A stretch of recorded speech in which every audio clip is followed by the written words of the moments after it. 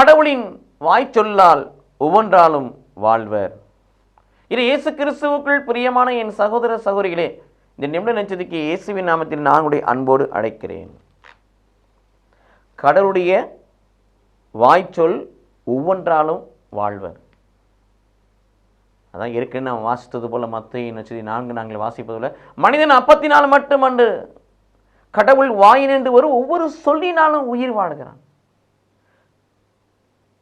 ஏனென்றால் யோவான் நற்செய்தி 8ஆம் அதிகாரம் 32 வாசிக்கிறோம், சத்தியத்தை அறிவீர்கள், உண்மையை அறிவீர்கள், உண்மை உங்களை விடுதலையாக்கும். பாவத்தினின்று, சாபத்தினின்று, நோயினின்று, பேயினின்று, அழிவினின்று, அடிமைத்தனத்தினின்று, கண்ணீரினின்று, கவலையினின்று, கஷ்டத்தினின்று, பலவீனத்தினின்று நம்மை விடுவிக்கக்கூடிய, விடுதலை தரக்கூடிய வல்லமை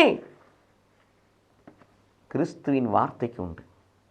அதனால சொல்லாரு, என் வாய்ச்சொல் ஒவ்வொன்றாலும் நீங்கள் வாழ்வீர்கள் என்று சொல்லுகிறார்.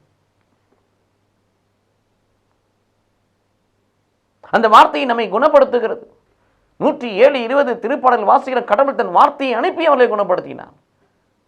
சாலமோனி ஞானம் 16:12 வாசிக்கிற மருந்தோ பச்சுளையோ மனிதனை சுகப்படுத்தவர்களை அனைத்தையும் குணமாக்கும் ஆண்டவரின் நலமுக்க வார்த்தைகள் உன்னை குணப்படுத்த சொன்னார். குணப்படுத்தக்கூடிய வல்லம் அந்த வார்த்தை கொண்டு. யோவான் நற்செய்தி 15ஆம் அதிகாரம் 3 வாசிப்பது போல பரிசுத்தப்படுத்தக்கூடிய வல்லமே இந்த வார்த்தை கொண்டு.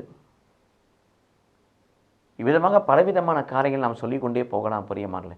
ஏனென்றால் இயேசுவின் வார்த்தையில் வாழ்வு உண்டு, வல்லமை உண்டு. அந்த வார்த்தையினால் தான் வாழுகிறோமே தவிர ஏதோ சாப்பிடுகிற சாப்பாட்டினால் அல்ல. மனிதன் அப்பத்தினால் மட்டுமன்று கடவுள் வாயினின்று ஒரு ஒவ்வொரு சொல்லினாலும் அவன் உயிர் வாழ்கிறான் என்பதை நாமும் அறிவோம், பிறருக்கும் அறிவிப்போம்.